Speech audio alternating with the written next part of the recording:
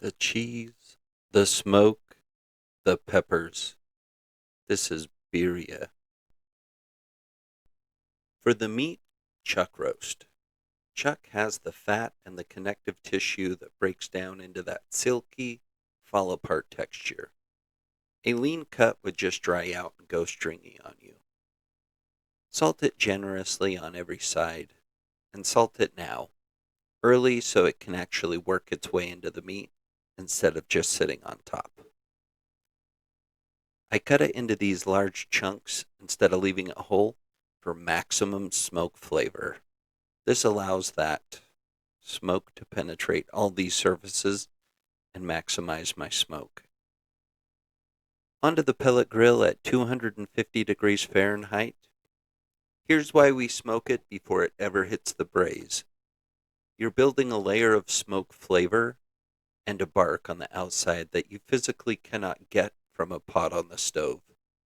This is the part of the taco spot isn't doing, and it's the whole reason to make this at home. I like to get this smoking for just about 2 to 4 hours. Depends on how smoky you want it. You only need to flip it once at the halfway point. This is after 2 hours of smoke. We've got a rich red bark. Look at the color on that. I didn't put anything red on there. That's just red meat, salt, and pepper. Birria starts with dried chilies, not a packet. Guajillo for color, ancho for a little sweetness, and a couple of pasilla for heat.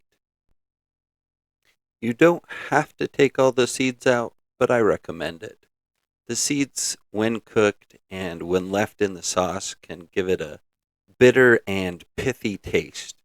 It's best to take those out, and when they're dry, it's really easy to do. You can see that I'm just tearing these apart with my fingers.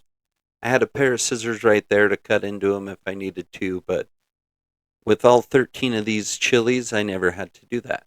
That all just tore out, seeds came out nicely, and they'll go into the compost pile. While you're watching me de-seed these and get all of my ingredients ready to rehydrate, one quick thing I love about this dish. Birria used to mean something close to a mess or something worthless in Spanish. It was almost an insult because it got made from the tough cuts and the gamey goat nobody else wanted. Mexican cooks took the stuff people threw out and turned it into one of the most sought after dishes in the country. Keep that in mind next time someone tells you a cheap cut can't be the best thing on the table.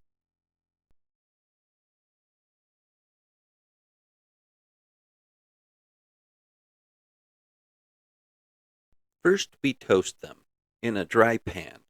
And here's why. Toasting wakes up the oils in the skin, and that's about where half the flavor lives. 30 seconds aside, no more. Now, honestly, mine went a little further than I wanted right here. The second they started to smoke, they're done. If yours get a touch of dark like these, they're fine.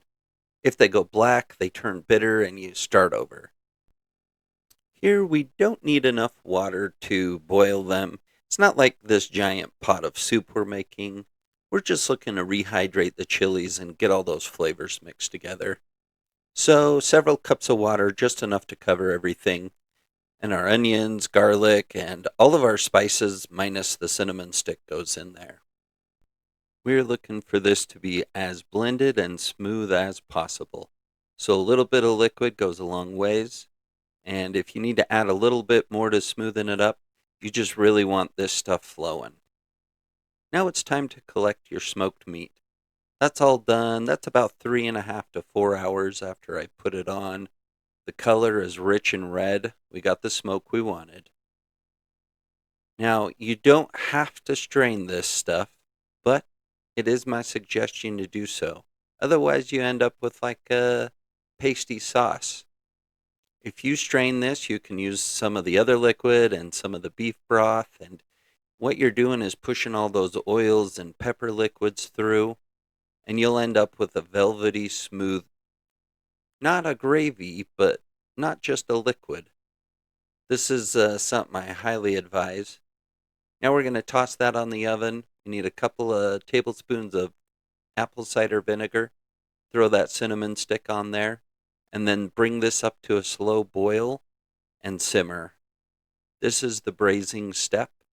We're going to leave that meat in there till it's fork tender and falling apart, and that should take right around 2 to 3 hours. Sometimes the smoke makes the meat a little bit tougher, so you got to do some chopping with your knife. But look at that red sauce. You can see there are no lumps in it. It's not thick and pasty. So now I'm just kind of pressing that knife through all of this, and we're going to want to make those classic red birria tortillas. So we're going to skim all the oil off the top and do a little dippy dip. Then throw it right on the griddle. Going to give that a little bit of time on each side. That'll toughen this shell up a little bit. We can throw some of our tenderized meat in there, along with a handful of Chihuahua-style cheese. Chihuahua-style cheese is the best for this because it's very melty, makes great quesadillas, does a great cheese pull, and then we're going to build the rest of these tacos. I like to fill a few of them with some cilantro and onion just to get that cooked in there. But I'm also going to add it to the top and in the consommé everywhere. A little bit of hatch chilies on there, a little bit more of that onion. Watch this cheese pull. These are melty, delicious, smoky. Before you get mad at me and say, that's not real birria, what we're making isn't actually the original birria. The dip the taco, melty, cheesy quesabirria all over your feed, that's the Tijuana style. And it really only blew up in the last decade or so.